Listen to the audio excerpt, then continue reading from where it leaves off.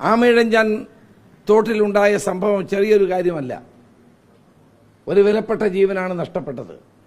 ഒരിക്കലും അത് പാടില്ലായിരുന്നു. ഞാനതിനെ രാഷ്ട്രീയവൽക്കരിക്കാൻ ആഗ്രഹിക്കുന്നില്ല. പക്ഷേ ഒരു വിലപ്പെട്ട ജീവൻ നഷ്ടപ്പെട്ടതിൻ്റെ ഉത്തരവാദിത്തത്തിൽ നിന്ന് സർക്കാരിനും റെയിൽവേക്കും കോർപ്പറേഷനും മാറി നിൽക്കാൻ കഴിയുമോ? 3 പേർക്കും ഉത്തരവാദിത്വമുണ്ട്. ഇത് ഈ ആമയിഴഞ്ചാൻ തോട് പോലെയുള്ള തോടുകളാണ് കേരളത്തിൻ്റെ എല്ലാ ഭാഗത്തുമുള്ളത്, പ്രത്യേകിച്ച് നഗരങ്ങളിലുള്ളത്. ഇതൊന്നും പരിഹരിക്കാനുള്ള നടപടികളില്ല.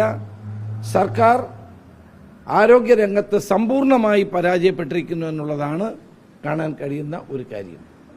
അടിയന്തരമായി മുഖ്യമന്ത്രി അടിയന്തര യോഗം വിളിച്ചുകൂട്ടി ജില്ലാ കളക്ടർമാർക്ക് നിർദ്ദേശം കൊടുക്കാനും ഈ രോഗപ്രതിരോധ നടപടികളെ ശക്തിപ്പെടുത്താനുമുള്ള അടിയന്തര നടപടികൾ ഉണ്ടാകണമെന്നാണ് എനിക്ക് ആവശ്യപ്പെടാനുള്ളത്.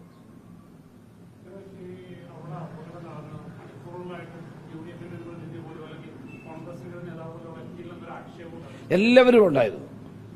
ജില്ലാ കോൺഗ്രസ് കമ്മിറ്റിയുടെ അധ്യക്ഷനും പ്രധാനപ്പെട്ട നേതാക്കന്മാരെല്ലാവരും അവിടെ ഉണ്ടായിരുന്നു.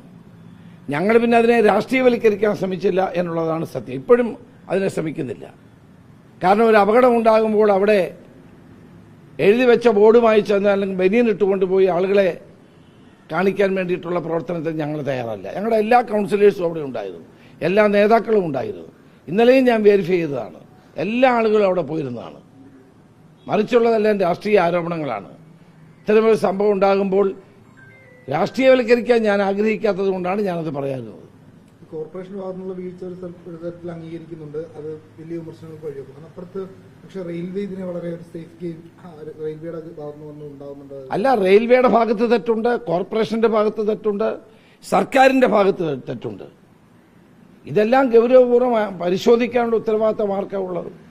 ആമയിഴഞ്ചാൻ തോടിനെ സംബന്ധിച്ചുള്ള പരാതികൾ ഇന്നും ഇന്നലെയും തുടങ്ങിയതല്ല, എത്രയോ കാലമായി നിൽക്കുന്നതാണ്. അത് ശുദ്ധീകരിക്കാനും മാലിന്യങ്ങൾ നീക്കാനുമുള്ള ഉത്തരവാദിത്തം സർക്കാരിനില്ലേ, കോർപ്പറേഷനില്ലേ, റെയിൽവേക്കില്ലേ? അപ്പോൾ ഇവരുടെ 3 പേരുടെ ഉത്തരവാദിത്തം ഇക്കാര്യത്തിലുണ്ട് എന്നുള്ളതൊരു വസ്തുതയാണ്. അപ്പോൾ ഒരു ജീവൻ നഷ്ടപ്പെട്ട ഇത് ചെറിയൊരു കാര്യമല്ല, ഒരിക്കലും ചെറിയ കാര്യമല്ല. പക്ഷെ അവിടെ ആ വ്യക്തിയെ രക്ഷിക്കാൻ വേണ്ടി ശ്രമിച്ച സ്കൂബ ടീമിനെയും അതോടെ അഗ്നിശമന ഡിപ്പാർട്ട്മെന്റിനെയൊക്കെ ഞാൻ അഭിനന്ദിക്കുക. അവരവരുടേതായ എല്ലാ കഴിവുകളും അവർ വിനിയോഗിക്കുകയുണ്ടായി. പക്ഷെ ഇത്തരം സംഭവങ്ങൾ ഉണ്ടാകാതിരിക്കാനുള്ള മുൻകൂട്ടിയുള്ള ശ്രമങ്ങളാണ് ഗവൺമെന്റിന്റെ ഭാഗത്ത് ഉണ്ടാകേണ്ടത്, കോർപ്പറേഷന്റെ ഭാഗത്ത് ഉണ്ടാകേണ്ടത്, റെയിൽവേയുടെ ഭാഗത്ത് ഉണ്ടാകേണ്ടത്. അതൊന്നും ഉണ്ടായില്ല എന്നുള്ളത്